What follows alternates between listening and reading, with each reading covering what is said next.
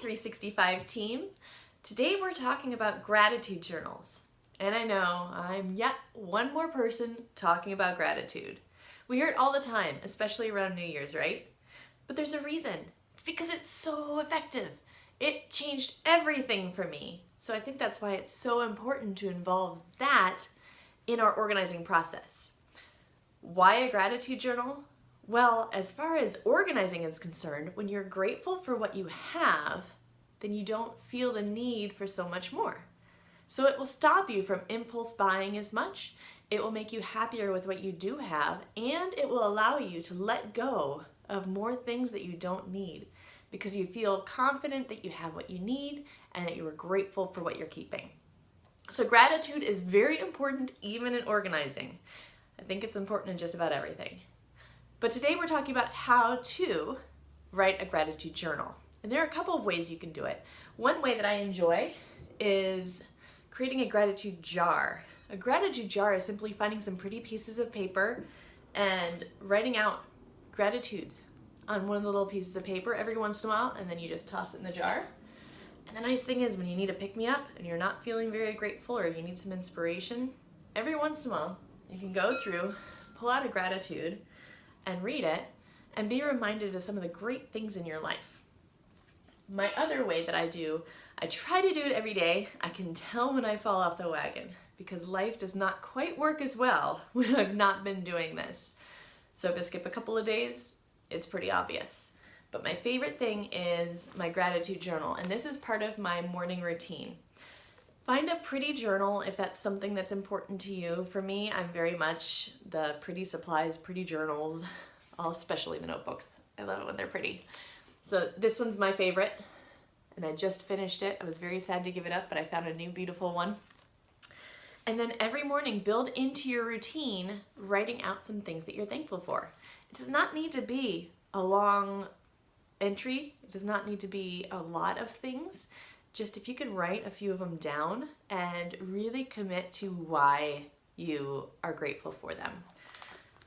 I know it's kind of backwards because video does this on a phone and I'm just using my smartphone, but you can probably get the gist of some of these. For example, I'm thankful for Winnie the Pooh. Sometimes the simple old stories are so comforting. I'm thankful for my time with Jeff, that's my husband. Spending quality time with him revitalizes me. They don't need to be big things. Some of them will be recurring things. I'm thankful for my health. Feeling good and able helps me to help others. These types of things will be recurring. Being thankful for your health, being thankful for specific people.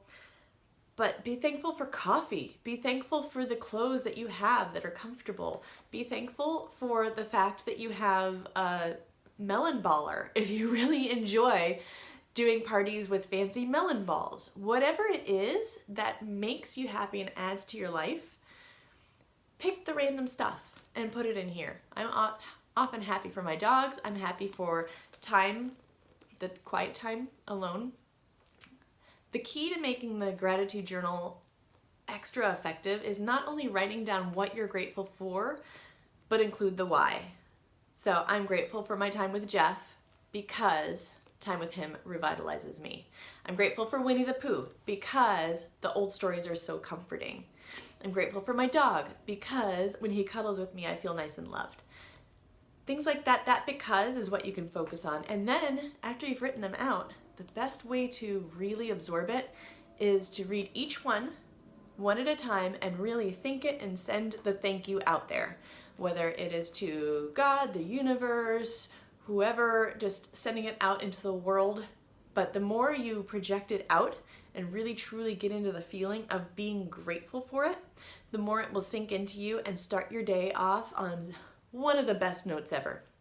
When you start your day off with a positive note, you tend to notice more of the opportunities that arise because you're not blocked off. You also project that happiness into the world, and guess what? You get it back.